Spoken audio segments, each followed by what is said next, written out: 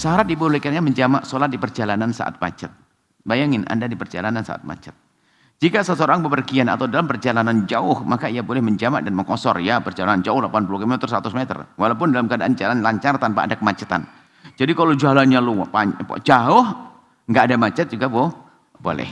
Bepergian jauh dalam masalah ini adalah bepergian yang jarak tempuh menuju tempat tujuan mencapai 84 km. Yang ingin kami hadirkan di sini bukan itu. Adalah jamak dikarenakan macet di perjalanannya belum jauh. Biarpun jarak tempuhnya menuju tempat tujuan tidak mencapai 84 km. Bogor, Jakarta hanya mungkin 20 kilo. Kan begitu. Pinggir Jakarta perbatasan mana sampai Bogor nggak jauh. Tapi kalau sudah macet bisa kayak berkilo-kilo. Bisa ratusan kilo kayak ini, bisa 4 jam, 3 jam. Maka dalam keadaan semacam itu orang Bogor, Jakarta bisa saja kekhawatiran macet di perjalanan menjadikan dia boleh menjamak. Menjamaknya di saat dia sebelum berangkat atau menjamaknya di saat dia mau pulang atau di saat berada di rumah. Sebelum berangkat di rumah sudah boleh. Dalam hal ini mungkin pendapat ya, biarpun di rumah tidak ada sebagai jamak, tapi boleh menjamak di rumah sebelum berangkat karena apa? Dia sudah mau bepergian. Kalau mau bepergian berarti mulai dari rumah sudah dihitung mau bepergian. Dan niatnya sudah mau bepergian. Ini kemudahan yang perlu dihadirkan dalam syariat. Kalau pulang sudah nyampe di rumah selesai. Nggak ada niat lagi. Kalau sampai di rumah sudah ada niat bepergian. Tapi kalau masih bepergian, makanya kalau pulang di rumah kan namanya qadha tanpa dosa kan bahasa kita. Kalau kita bepergian, sholatnya kita jamak sampai di rumah nggak ada lagi jamak. Kenapa? Karena di rumah tidak ada bepergian. Tapi kalau orang mau niat bepergian, berarti masih dianggap ini adalah mau melakukan perjalanan, mau. Maka kita sebutkan di sini. Menjamak sholat dengan 2 syarat yang tanpa 84 km. Berada dalam bepergian atau berniat melakukan bepergian. Berada dalam bepergian atau dia niat mau melakukan bepergian, berada di rumahnya. Biarpun belum bepergian jauh. Biarpun bukan bepergian jauh. Dalam hal ini ada 2 macam. Orang niat bepergian, saya mau pergi. Sebab kalau dihitung selagi dia mau pergi, di tempat dia berdiri sudah dianggap perjalanan. Mulai perjalanan. Tapi kalau pulang sampai di rumah sudah babnya baru lagi. Makanya kalau pulang rumah tidak disebut sebagai jamak. Tapi kalau mau berangkat disebut sebagai jamak. Baik. Seperti orang tinggal di Bogor ingin pergi ke Jakarta, maka ia disebut niat bepergian, sholatnya di Bogor. Orang yang sudah bepergian bukan bepergian jauh. Ada dugaan jalan macet atau ada dugaan yang syaratnya adalah dia melakukan pergian, biarpun tidak jauh, tidak 84 km, melakukan pergian atau merencanakan melakukan pergian. Syarat pertama. Kalau nggak ada pepergiannya nggak boleh. Jangan menjamak. Yang kedua, ada dugaan jalan macet. Kayaknya dapat informasi, wah Jakarta macet. Ada dugaan. Tidak harus yakin macet. Dugaan. Atau tiba-tiba terkena macet. Yang merepotkan. Maksudnya biasanya kita tuh kan pulang kantor jam 3. Ya kan? Biasanya jam 3 itu satu jaman kita bisa dari area mana begitu. Dekat Bogor situ. Untuk bisa sholat asar. Rupanya itu tidak tahu kenapa macet. Belok ke rest area nggak bisa sama sekali. Asar mau hilang. Kan begitu ya? Asar mau hilang. Nah, kalau masalah begini, kalau mestinya kan sholatnya di mana? Di kantor, Bu, ya? Di kantor. Nah, sekarang gini, dia bukan ngentengin, mau sholat duhur, sekalian dah ribut. Kita jamak aja takhir, ya kan? Kita mau sholat di rest area mana? Sampai waktu yang kedua, waktu asar, pengen sholat mampir masjid gak bisa, kan gitu ya? Hah? Macet. Gini, salah. Contohnya salah. Sholat duhur. Jadi membuat contoh maghribnya. Maghrib paling enak. Ya kita ingin mau melakukan sholat maghrib di tempat biasanya kan gitulah. Bukan di tempat. Kita dari Jakarta. Habis belanja asar selesai. Akhirnya ngomong sama istrinya. Mas, bang kita sholat di mana bang? Kita sholat di rest area situ aja deh. Dekat Jokorawi sana atau mana?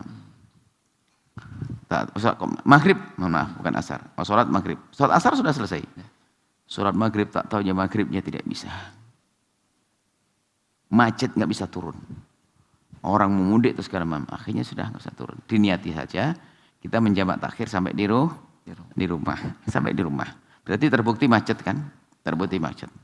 Atau dalam dugaan macet, ya sudah diniati aja sampai di rumah. Di perjalanan kita sudah tahu bahwasanya dalam dugaan bahwasanya jalan Jokorawi sini-sini adalah jalan menuju Bogor ini adalah macet. Ya sudahlah, niati aja lah jamaah takhir macet-macet. Jalan sampai ke rumah. Jadi nggak harus yakin macet, dugaan macet, informasi di radio itu pengontrol radio tol itu bisa saja dipercaya, sudah langsung jamaah takhir. Ada dugaan jalan macet atau tiba-tiba terkena macet yang merepotkan untuk mencari tempat sholat untuk melaksanakan sholat. Dalam melaksanakan sholat jamaah seperti ini ada beberapa hal yang harus diperhatikan. Tidak harus sangat repot untuk turun. Bisa turun, maksakan diri. Cuman waktunya mungkin menambah beberapa parkirnya jauh dan sebagainya, padat sedikit. Tidak harus repot banget. Enggak harus repot banget. Agak repot saja sudah boleh. B, tidak harus macet total atau pasti macet, tetapi cukup dengan tanda-tanda ada kemacetan, kita sudah boleh. Melalui informasi yang kita terima atau pengalaman kita tersebut, pengalamannya kayak tanda gini kayaknya macet sih. Itu sudah boleh jadikan alasan untuk menjamak sholatnya. Ada dugaan kalau memang jalan akan macet seperti itu. Misal, seseorang mau bepergian atau sedang bepergian setelah masuk waktu sholat, mau bepergian atau setelah bepergian masuk waktu sholat. Seperti seseorang melakukan perjalanan dari Bogor menuju Jakarta. Bayangin Anda di Bogor menuju Jakarta. Biasanya ia bisa melakukan sholat sholat tepat waktu di rest area SPBU atau tempat lain. Akan tapi terlintas di dalam hatinya kekhawatiran terjebak macet karena tanda-tanda yang dilihat di jalan itu, di jalan karena ada tanda-tanda kemacetan, ada informasi dari kawan atau media. Macet sana macet, seperti kita kemarin mau pergi ada yang ngasih kabar, macet loh ya situ. Kebetulan di saat itu dia berada di tempat yang bisa melaksanakan sholat. Lagi di tengah sholat dibilang macet sana. Lagi mampir rest area, ya kan? Sholat duhur, dibilang macet nanti. Asar, tidak karukan hilang. Maka dia langsung sholat duhur dengan sholat asar.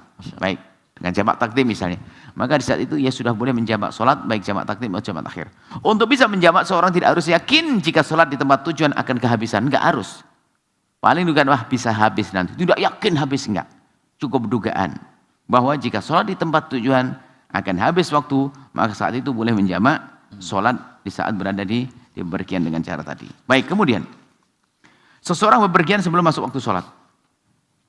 Kemudian waktu sholat baru masuk setelah di perjalanan. Misalnya waktu duhur. Jika menurutnya sholat duhur di perjalanan terasa kurang nyaman, maka dia bisa melaksanakan sholat duhur di waktu asar dengan jamak takhir di tempat tujuannya. Contoh, nyantai berangkat dari rumah jam 11.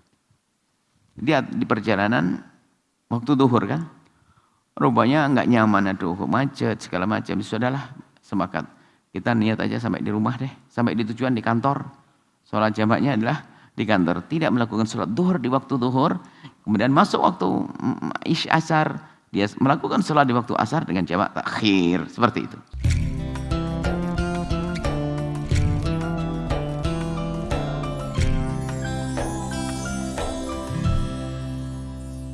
Sahabat Al-Bahjah TV, setelah menyaksikan video ini, jangan lupa bersolawat kepada baginda Nabi Muhammad. Shollu ala Nabi Muhammad. Allahumma sholli alaihi wa ala alihi wa sahbihi.